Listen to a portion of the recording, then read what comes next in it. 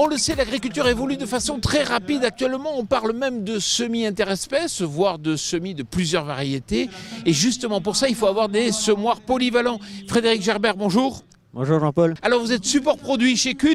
C'est vrai que vous parlez de l'Espro Similaire C en disant il est très polyvalent. Il va falloir que vous nous démontriez pourquoi. Alors on va peut-être regarder du côté de la trémie. On y va.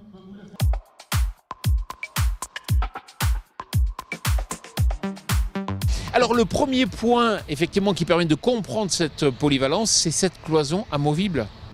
Oui, donc la polyvalence, elle débute tout simplement par la trémie qui elle a une paroi amovible. Donc simplement on va pouvoir basculer cette paroi et permettre d'avoir des volumes en répartition 40-60 ou 60-40. En gardant la possibilité à chaque fois d'avoir une utilisation à 100% de la trémie pour une seule semence.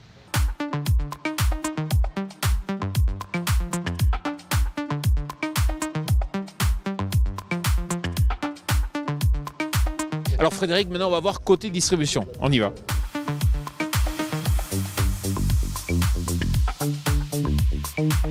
Alors Frédéric, le second point clé pour la polyvalence, c'est au niveau de la distribution. Oui, tout à fait. Donc la polyvalence, on va l'obtenir en utilisant 2 doseurs, un Y et 2 têtes de répartition.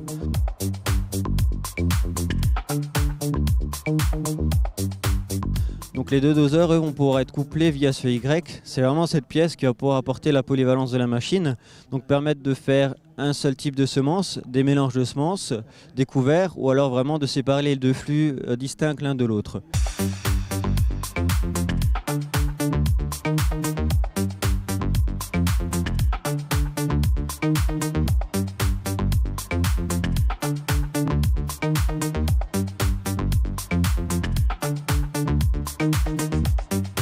Et le troisième point clé, c'est effectivement le fait d'avoir 2 rangées de semis totalement indépendantes. Oui, donc les 2 rangées de semis indépendantes vont pouvoir nous permettre de gérer 2 semences différentes ou de l'engrais. Donc le but premier est de fertiliser l'entre-rang, donc à 7 cm de ma ligne de semis, afin justement de ne pas venir brûler les radicelles.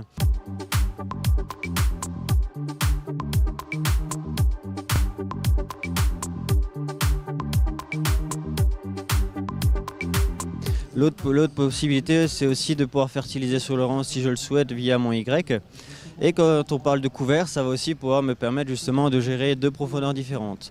Donc de la févrole qui est une grosse graine qu'on va pouvoir semer plus profondément et une petite graine type colza ou moutarde qu'on pourra mettre en surface.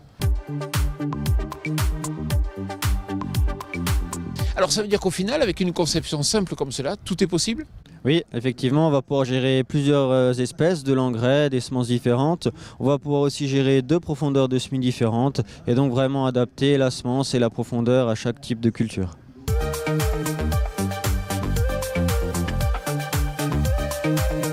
Frédéric, merci beaucoup. Merci Jean-Paul.